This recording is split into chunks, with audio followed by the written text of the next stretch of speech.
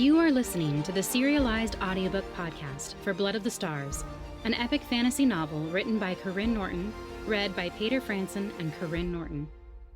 If you can't wait to listen to the whole audiobook, or if you want a signed physical copy, go to karynnorton.com/shop to get the lowest cost by buying direct. You can also find the audiobook on Audible, Barnes & Noble, and other standard retailers. Please enjoy the next installment of Blood of the Stars by Karyne Norton.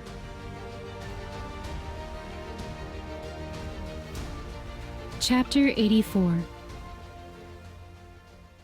Eliana rushed through Mavis's rooms, barely noticing the elaborate bedding and drapes, a strange contrast to the rest of the fortress's barren rooms. Every time the floor shook, they paused, wary of what might be happening back at the stairs with Karyne and Sylmar. Eventually, when the rumbling stopped, Eliana passed Velden, sensing a pull that guided her through the rooms until she reached the balcony door. Pink and orange light streamed through the glass panels of the door, highlighting their loss of time. A hand brushed Eliana's back, startling her. "You don't need to face her," her mother whispered. "I'm no longer branded. I can take care of this." Eliana frowned. "I'd rather you protect Jasperus than me." Both women turned to see the soldier limping through the doorway, his eyes glazed over. In some ways, he already seemed half dead, but Eliana shook that thought away. The rumbling behind them grew louder, and Eliana's fear for Karyne drowned out any worry for herself. Velden joined them by the door, his eyebrows raised in question. Lukai, Jasperus, Cyrus, and Iris fanned out behind them. "Remember, we go for the blood, not Mavis," Velden said. "We're not ready for Mavis." "She controls every spoke now." Her mother frowned. "Her pneumatic skills are natural, but all the rest are bought with brands. She has dozens of brands. I thought she'd quit when she had one of every kind, but she grew greedy. Wanted all points on the spoke. Wants to eventually access all parts of the rim." "More powerful than we think," Eliana said. "Got it." She took a step forward, but her mother grabbed her arm. "Let me get your blood." There was a desperation to her tone that made Eliana pause. The idea of having a mother who wanted to fight her fights left her homesick for something she'd never truly had. And Sylmar had said her mother knew something, that her mother could defeat Mavis. It was the whole reason they'd wanted to rescue her. "Do you know how to stop her?" Eliana asked. Her mother nodded. "It has to be me. I can stop all of this." Her hands shook, and her eyes twitched. Her mother was too weak, and Eliana had her own plans. She pulled out her dagger, even though she was a far better shot with her arrows. It didn't matter how well she used weapons tonight. It was all about blood and timing. She glanced back at the hall, which had gone eerily silent. Hopefully, Karyne was still coming. But if not... She reached for the vial in her pocket for the 100th time. This time, it held a heat she didn't remember, a warning that this was the peak time to use it. "Next time. For now, it's more important for you to stay alive and protect Jasperus," Eliana said again, gently pushing her mother toward the ailing soldier. Silmar plans to have him brand me, the same as you. Her mother hesitated, but Velden patted her back, guiding her away from the door. When her mother glanced over her shoulder at Eliana, she looked more like a lost child than a found mother. As the sunlight brushing her hands turned more red than pink, Eliana pulled on the handle and opened the door. A cool breeze met her face, making her suck in a sharp breath. Goosebumps ran along her arms and legs. An instinct made her want to wrap her arms tightly around herself. But instead, she held out her dagger. Mavis was nowhere in sight. The others joined her on the balcony naturally formed by the rock wall. Its surface was larger than she'd anticipated, maybe 100 feet by 100 feet, but a dead end nonetheless. The breeze picked up into a wind that whipped loose strands from Eliana's braid into her face. She strode to the walled edge on the southern side, but didn't need to lean out to see the desperation of their situation. The surrounding forest was like a small grass field. Beyond the trees, a tiny strip of beach represented their morning trek. The view made her dizzy, and she reached out to grip the stone of the balcony's balustrade. "If we can't go down, maybe we can go up," Cyrus said, his eyes riveted on the cliff wall behind them to the north, a thoughtful look on his face. The way up to the heights of the Mindrin Mountains was closer than the way down. Proper equipment and the strength of our best day would still only give us slim chances of scaling that wall. Velden hacked at the smooth, hard stone with his sword as if to illustrate his point. The stone remained flawless. Besides, we have to find the vial before we can escape. The tip of the sun sank below the horizon. Dusk. Eliana closed her eyes, wishing she were a pneumatic who could see the future, even wishing she were already branded, so she could sense Mavis in some way, lead her companions to her. The distant rush of air met her ears, and she hushed her companions, who were already silent.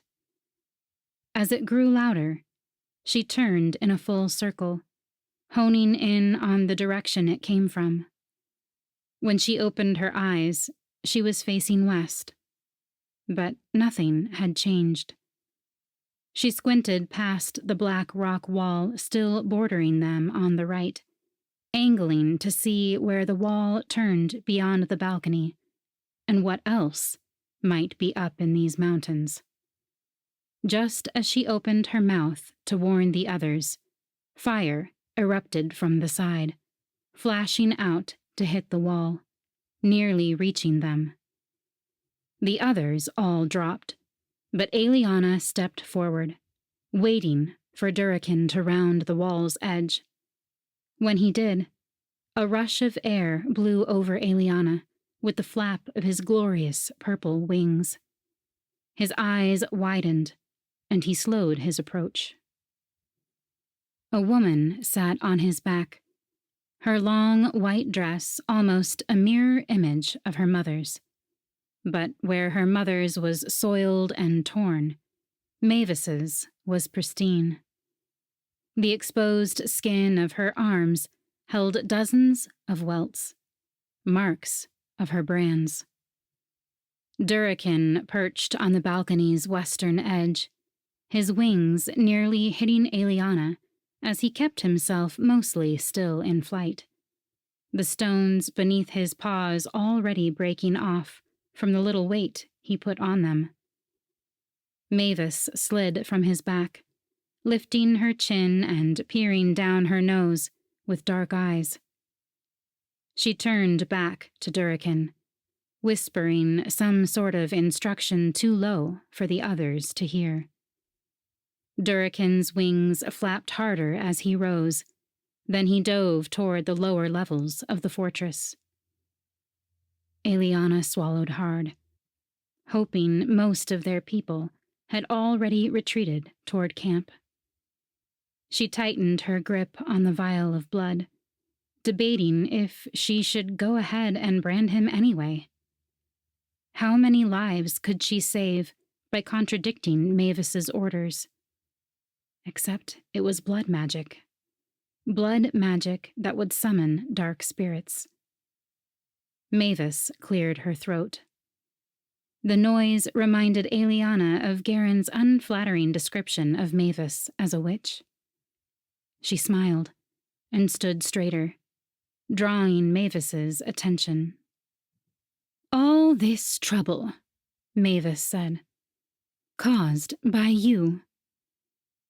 "Hello, Auntie Mavis," Eliana said, grateful her voice didn't shake like her hands, which she kept pressed against her sides even as she tightened her grip on her dagger.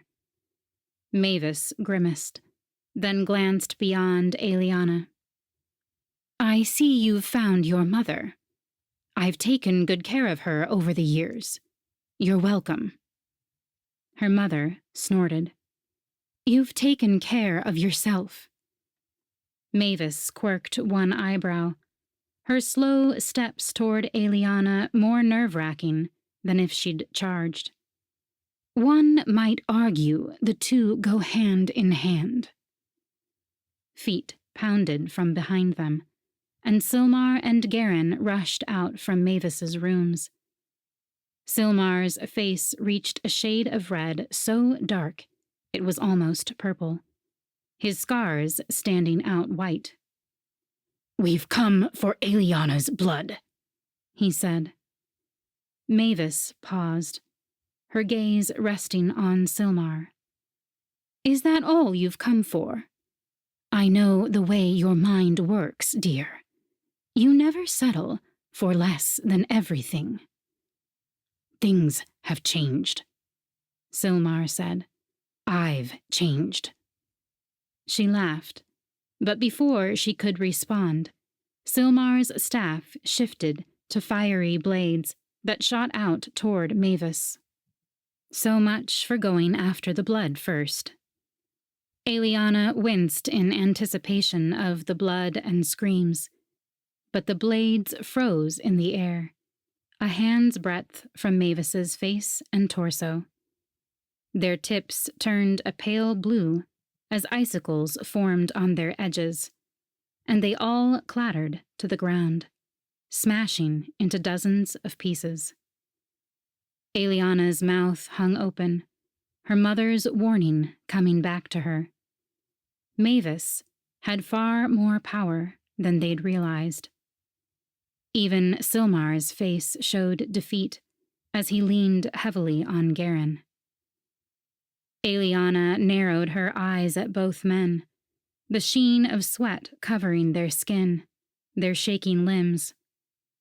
What had they done back in the tower? How much magic had they already used? "I'll forgive that less than appreciative welcome if we can come to a quick agreement." Mavis smoothed down her dress, her hands showing no weakness over the previous display. "You all surrender, and no one gets hurt. I have no reason to want you dead. I want my niece by my side, and the Prince of L&S as my ally." She smiled sweetly at Garen. "I'm no friend of yours." He spat on the stone floor and wiped his mouth.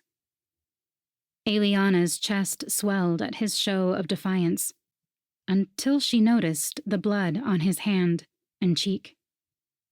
His gaze bore into hers, as if desperate to tell her something. Hopefully, that he was ready to follow through. "If you want me by your side, Why won't you give me my blood? Eliana asked, turning to Mavis. It's far better to have a willing accomplice than a branded one. Mavis laughed. I highly doubt you'd be willing. Arvid told me of your resistance. She took another step forward, crossing over the broken daggers without concern. He also told me of your power.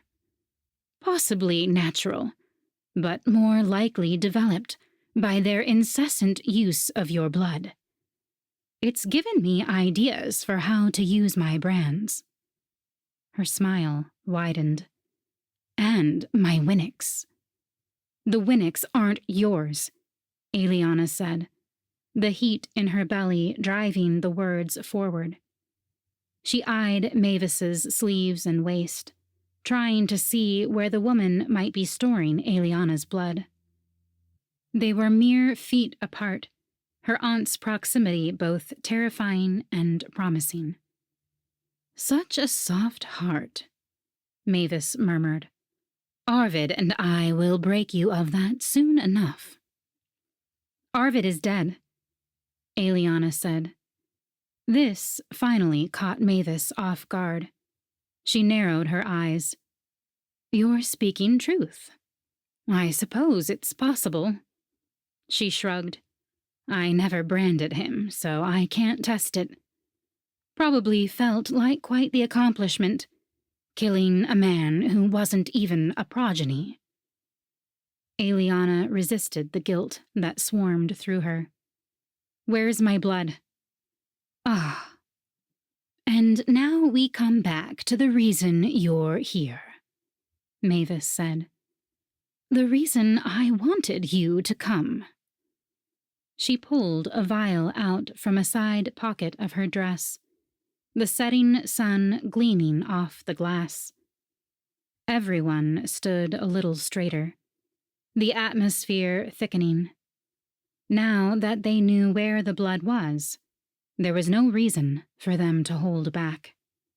With 9 of them and 1 of her, it should be easy. At the same moment, a rush of wind blew over the western side of the balcony, followed by Durakin's iridescent wings and scales. He grasped the wall, slipping and pulling down portions of the facade as if the balcony's edge were made of crumbs instead of stone. Puffs of steam and smoke left his nostrils as he growled his irritation. But he held his position as a dozen soldiers climbed off his back. Sweet stars, Eliana muttered, as her friends rushed forward without hesitation. Only her mother and Jasperus held back, scooting against the door leading back to the tower. Mavis moved to the western edge of the balcony, the melee of fighting now a river between her and Eliana. When Eliana moved forward to help, Silmar shoved her back, taking a cut to his arm because of his distraction. Blades clashed, and Eliana's frustration mounted. She reached out, trying to sense which of her friends had wounds she could address from this distance. But enough blood was being spilled that it was hard to sense friend from foe. She pulled energy into her core, letting it build and ready for a light shield. But everyone moved so quickly that she was just as likely to protect the enemy as her friends. Mavis stepped to the side as if watching a play unfold. Her arm dropped, the vial resting against her side as she closed her eyes. Her lips twisted in a wicked grin. Eliana frowned, then studied the soldiers more closely. Between the weapons they gripped and the rapid thrusts and parries, it was hard to tell. But it seemed like they all had small black welts on their hands. Mavis's branded. Which meant she was controlling them. She was distracted. A ridiculous idea raced through Eliana's mind, the details crystal clear, as if she'd already done it. It was just as despicable as branding Durrican, and yet somehow it felt more just. She would only be doing to Mavis what Mavis intended to do to her. Eliana inched forward, making a wide perimeter south around the soldiers until she reached the farther edge of the balcony. She scooted closer on all fours until she was tucked under the curve of the balustrade, where she crept, until she was within arm's reach to either slice Mavis's arm or grab the vial. Which was the safer bet? She caught a glimpse of the leather cord around Mavis's neck, her starlock encased in a clear sphere. Its shape was identical to her mother's. Eliana hesitated. Had the stars assigned a duplicate? Or had she copied Eliana's mother's, the way Velden had copied his own? Eliana's heart sank. Marnock had recognized her mother's starlock. But what if he was actually recognizing it as Mavis's? Where were Marnock and the others? Durrican let out a huff of hot breath that brushed Eliana's arm. He eyed her as he adjusted his grip, keeping up a strange dance to maintain his hold on the balcony's edge. Would Mavis sense her presence through him? If she opened her eyes, she would see Eliana, and it would all be over. Eliana licked her lips to get rid of the trickling beads of sweat. The whistle of an arrow made Eliana jump, her head hitting stone on the ledge above her. She couldn't waste any more time. She turned to slice Mavis's arm. Her aunt still had her eyes shut, lips curled in eager anticipation. Eliana didn't hesitate over the brands decorating the woman's skin like sets of tattoos. She'd barely broken the skin when Mavis's eyes flew open, her smile shifting to a frown. Instead of losing her grip on the vial, she tightened her fist, blood streaming down her arm as her boot met Eliana's wrist, knocking the dagger to the stone floor. Then Mavis's hand was on Eliana's hair, wrenching Eliana to her feet. Eliana screamed, more from frustration than pain, and thrashed out wildly, hoping to knock the vial from Mavis's hands. "We're almost out of time, if we want the strongest brand anyway," Mavis said. "Summer solstice would have been better. But what's a day going to do at this point?" She flicked the cork off the vial, then swirled it, using some sort of somatic energy to adjust the clotted remnants until they thinned into a sticky red substance once more. Eliana panicked. Why hadn't she branded Durrican?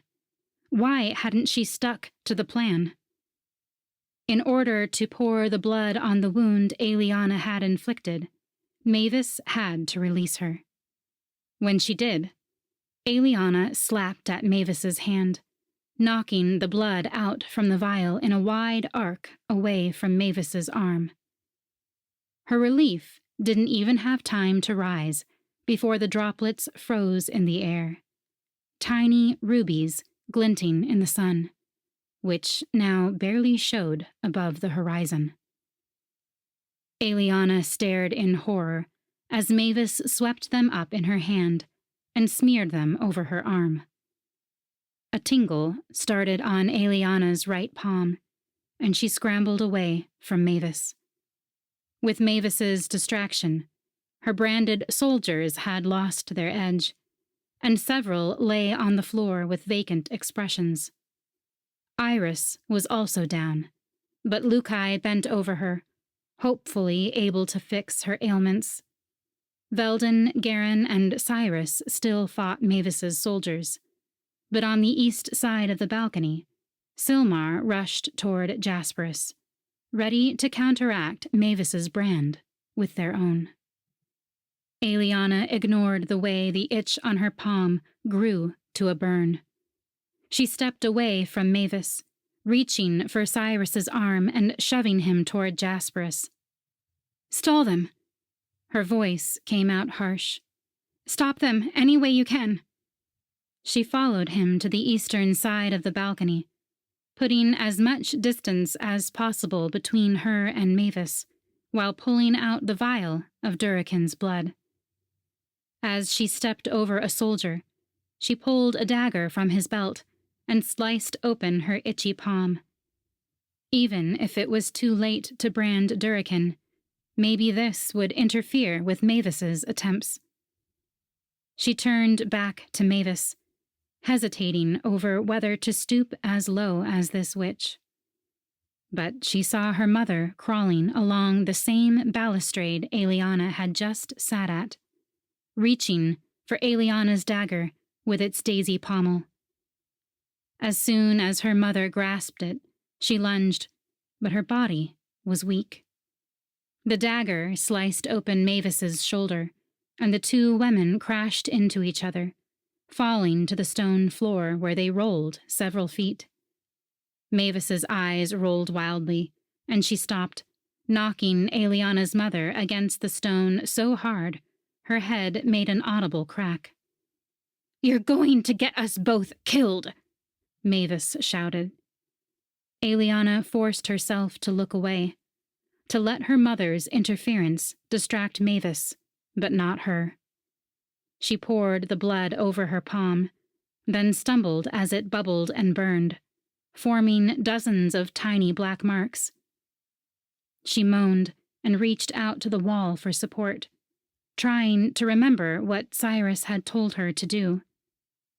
Her starlock burned against her skin, instinctually insisting that she heal the wound. At the same time, the blood oozing out from her wound called to her, demanding to be used, offering to aid her in defeating Mavis once and for all. Duraken growled from his perch on the balcony's edge, shifting his grip and shaking his left paw in irritation. Aeliana's gaze fell on her mother, who was held back by a soldier while Mavis resumed her branding ceremony, hand over her arm and eyes shut tight. "No," Aeliana whispered, running Cyrus's instructions through her mind once more. "Seal it." Instead of letting the power flow through her arm to knit it back into place, she let it spread like a bandage, covering the wound and encasing it.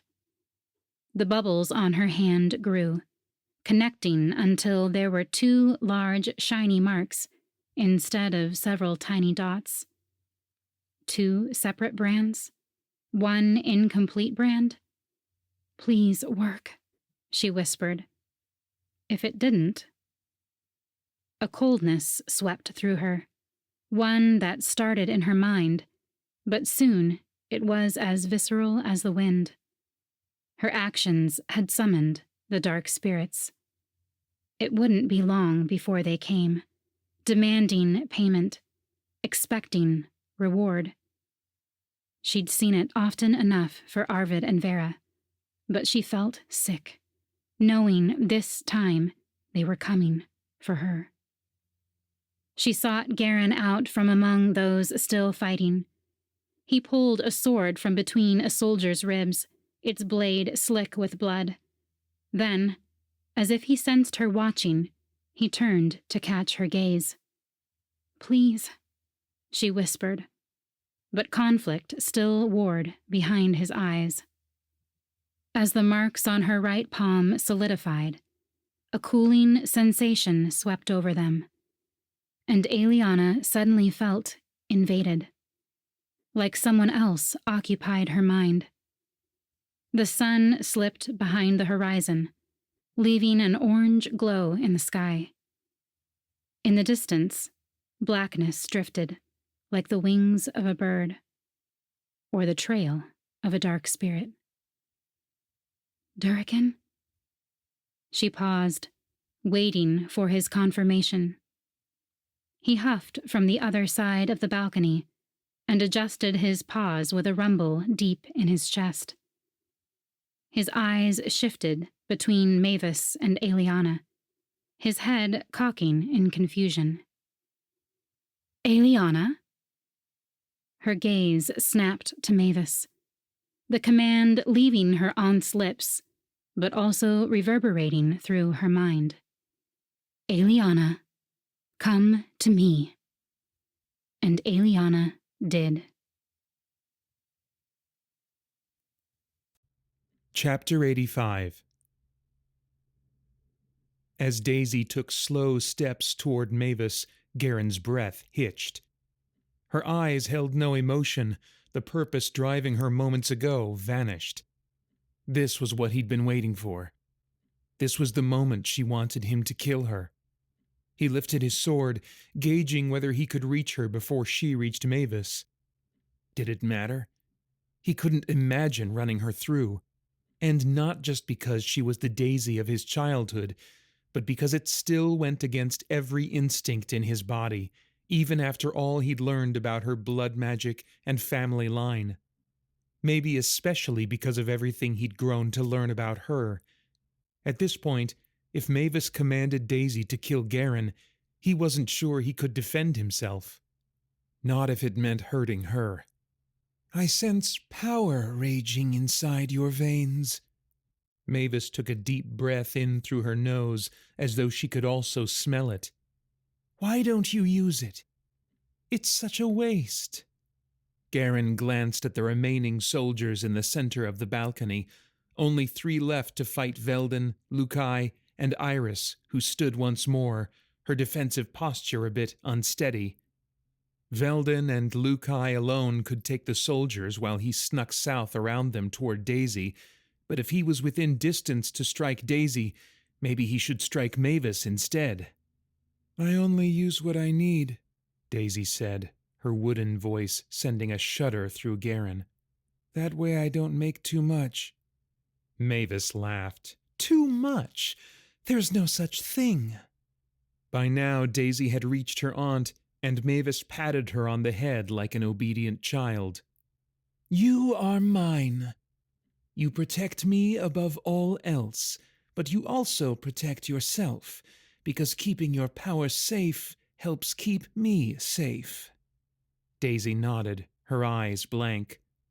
Mavis flipped Daisy's hand to examine it next to her arm. She traced the outline of a fresh mark on Daisy's palm.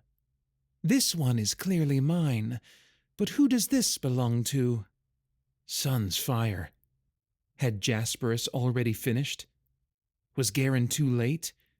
Garen inched backward, attempting to block Mavis's view of Silmar huddled over Jasperus.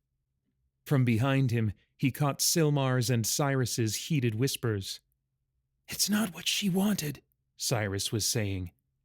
It doesn't matter what she wanted, Silmar countered, his whispers holding far more conviction. Now she's under Mavis's control. This is the only way to counteract it.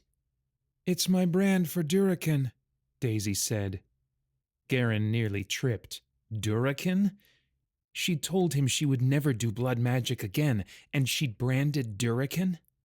Her answer kept the attention off Jasperus, but it left Garen distracted too. Durrican shifted on the balcony stones, and Mavis's laugh rang out again, covering the whimper that left Jasperus's lips when Silmar cut his palm. You branded Durrican?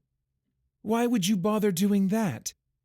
I already control Durrican, and now I control you. Garen closed his eyes, trying to process what Daisy had done. She'd done blood magic, but she wanted Garen to keep Jasperus from doing the same. Maybe it wasn't that she wasn't willing to do blood magic. Maybe it was that she wasn't willing to ask someone else to do it for her. Or maybe she was only willing to do it for a specific reason or purpose. Was there ever a good reason for blood magic? Aura's words came back to him, more like a prophecy than a memory. Jasperus would be doing it out of fear, but Daisy had done it out of love. Or it could be Jasperus's brand, Daisy said. Karyne went still, as did Cyrus, Jasperus, and Silmar behind him. Even Velden, Lukai, and Iris paused in their advance on the other soldiers, their breathing overriding the sound of steel on steel and boots on stone. Jasperus? Mavis turned, her brow raised as she scanned the others. When she saw Karyne, her eyes narrowed. She held out a hand, and the force of a vicious gale of wind knocked Karyne aside like he was little more than a leaf. He landed on his side, and his wrist bent too far beneath him, his body barely clinging to the balcony's balustrade. Mavis's laugh held surprise as she flexed her hand and studied it. So much power! Karyne read her lips more than he heard her words, as the wind she'd created stole them from the air. It stopped as suddenly as it had started, making Karyne's ears ring with the new silence. Cyrus and Silmar braced themselves in front of Jasperus, but between their legs, Karyne caught sight of Jasperus struggling to open the vial of Daisy's blood. Mavis watched too. No, it's not the fool who stole my brand from your mother. He didn't finish the job yet. Her brows rose, and she leaned in toward Daisy. Kill him. Daisy stepped forward, but Mavis put out a hand. Wait. Mavis squinted at the soldiers who had stopped fighting Lukai, Velden, and Iris to watch Mavis's power unfold. Brogden? One of the soldiers straightened, and Daisy flinched. Didn't you have a recreant father named Jasperus? Mavis asked. The young man stepped forward, his shoulders tight. Yes, your majesty. His voice boomed out with the same intensity as Jasperus's, and Karyne stiffened at the title. Other subtle similarities grew more evident the longer Karyne stared. The tilted nose and droopy ears, sinewy limbs on a petite frame, but the amber eyes that held warmth in Jasperus's face were cold in Brogden's. Your father is attempting treason. Mavis steepled her fingers over her lips and lifted her chin. You can't allow him to live. Yes, your majesty, Brogden repeated. Instead of a sword, he raised an axe, and Daisy's face blanched. No, she whispered. Mavis frowned in her direction, but still swept a hand out toward Jasperus's self-proclaimed bodyguards. Another rush of wind swept across the balcony, sending Silmar and Cyrus sprawling and leaving Jasperus wide open for Brogden's lunge. Karyne scrambled to his feet and stretched out his fingers, barely grasping leather ties on the soldier's arm. He pulled back, knocking Brogden's attack off kilter, but the axe still burrowed into Jasperus's gut where he sat on the floor. The old man gasped in pain, and the vial rolled from his hands, unopened and forgotten on the stone tile. Karyne rushed forward, both to hide the vial and to hold Jasperus upright. Brogden remained bent over, blinking down at his father in confusion. A leather cord dangled from his neck, the small axe starlock swinging in the remaining breeze of Mavis's wind. My boy, Jasperus whispered, his bloody hands reaching out to touch Brogden's face. Brogden's face shifted, a softness crossing his features, followed by horror. Papa? He reached for Jasperus's face, then the wound. Papa! He trailed off, running trembling fingers through his own hair and leaving streaks of blood. Jasperus pulled his son's hands back to his chest. He sucked in a breath and shut his eyes as he moaned. I'll fix this. I can heal you.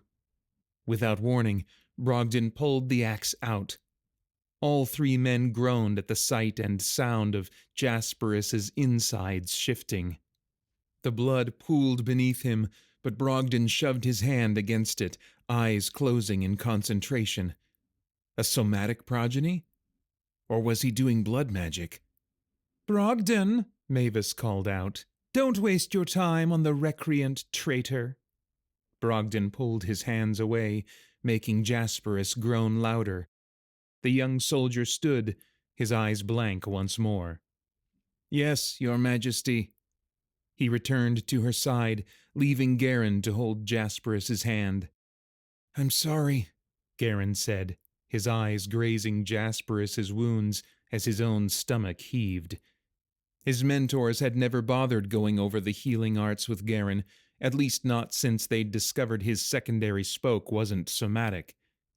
Jasperus's hand tightened around Karyne's, a surprising level of strength in his grip as the light faded from his eyes. I forgive, Jasperus started, his breath coming in ragged huffs. I love him. Karyne nodded, then glanced at the others to see who could take his place at Jasperus's side, who could heal him, or at the very least comfort him in his death. But Velden, Lukai, and Iris had lifted their swords once more, and Silmar and Cyrus had eyes on Mavis, likely trying to figure out how they could still save Daisy. He must know. The desperation in Jasperus's voice made Karyne turn back, and the other man stared at him with an uncomfortable intensity. Tell him. Karyne nodded again, Jasperus's words finally clicking. I'll make sure Brogden knows he's forgiven. He's not the one who killed you. It was Mavis. A sigh escaped Jasperus's lips, one that almost sounded like the word yes. His entire body relaxed, and his hand went limp against Karyne's. The stillness of Jasperus's body left Karyne feeling equally empty. He closed his eyes, trying to block out the fight surrounding him. Heat and the hiss of steam at his back suggested Durakan and Velden had rejoined the battle. Things were coming to a swift end, and they were out of options. They hadn't gotten the blood from Mavis. Daisy had branded Durakan, but not before Mavis branded her. Jasperus had been killed before he could brand Daisy. The only option left was for Karyne to take out Daisy's brand. He could try just cutting off her hand. The thought still made him sick, but it would keep her alive, for now. But could he even manage that precise of a cut in this havoc? Killing her was the better guarantee. She would want him to go for the sure thing. He turned to face the chaos. He'd lost track of half of their people, their wounded, or maybe dead, bodies mixed among the zealots. Emerys had somehow gotten free from her soldier, but she lay on the floor near the balcony's edge, weakened, likely from Jasperus accidentally draining her power as he died. Silmar and Velden were left to use the remains of their magic on Mavis and Durakan on the western side of the balcony, and Daisy sat on the balustrade, unknowingly feeding Mavis unbridled power. It would be too easy to run his sword through Daisy. Mavis wasn't even watching for him, didn't suspect that he would kill his own friend. It would be even easier to wrap his arms around her and take her over the balcony's edge. The thought of holding her in their last moments seemed almost merciful, but he knew it was more for his own comfort than hers. He shifted to stand, and his boot kicked the vial of Daisy's blood, making it clink against the stone. Something pulled in Karyne's gut, a sliver of hope mixed with a sickening dread. The sun had gone to sleep, but it hadn't been gone for long. The blood in the vial would still be strong. Karyne had another option, if he was willing to do it.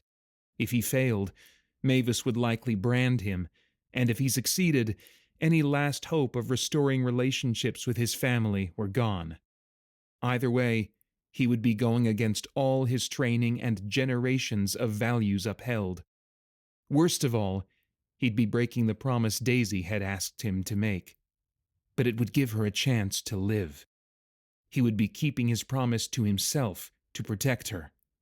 He prayed to the sun that Aura was right and that his childhood priest had been wrong. Then he took his knife and sliced his palm before cracking the vial and spilling the blood over his wound. It burned and bubbled like acid, bringing an immediate physical pain that matched the panic and desperation he'd felt when he'd tried to erase Enla's memories, when their minds had melded and nearly broken, and his mentor had managed to loosen and untie the mental strands between them. But he didn't have his mentor, and he wasn't a somatic progeny. Without someone to seal the brand for him, it could take hours to settle, and he didn't have hours. A shiver ran across his neck, like when they'd fought Arvid. Were the dark spirits already coming? He tucked his hand against him like a broken wing and stumbled toward Silmar. But Durakan's fire divided them, nearly singeing Karyne before he quickly threw himself to the ground. Did that mean Velden was also out of commission? Through smoke and flame, he caught sight of Lukai and Cyrus rushing toward Daisy, swords still bloody from their most recent kills. In the back of his mind, he wondered if one of them had killed Brogden, if there was another promise he couldn't keep. He pulled himself to his feet and grabbed Lukai's arm as he passed, clumsily feeding him the memory of what he'd done, how he'd thought through the possibilities, started the branding process, and now it slowly sealed. Lukai's eyes widened, his mouth dropping open in horror. Still, he placed his hand over Karyne's, the soothing sensation of the burn being wrapped in a coolness so the fire could burrow down deep, unable to be sensed or touched. "You're mad," Lukai whispered. "I'm desperate," Karyne said, his voice ragged from the pain and smoke. He coughed against it, then watched as the skin of his palm smoothed over, the strange bump so much like his bond mark but so much bigger and uglier. He could never hide this from Enla or his parents. They might have taken him back before, but now, even after cutting this out, he wouldn't be able to hide it. "It doesn't matter," he murmured. "What?" Lukai asked. "Nothing," Karyne said. Then he closed his eyes and reached out for Daisy. I hope you enjoyed listening to the latest installment of Blood of the Stars by Karyne Norton. If you enjoy listening to this narration, you might also enjoy listening to his audio dramas at spiritblade.com or his podcast, Christian Geek Central, where he discusses movies, video games, and all things enjoyed by self-proclaimed geeks from a Christian worldview. Thanks so much for listening.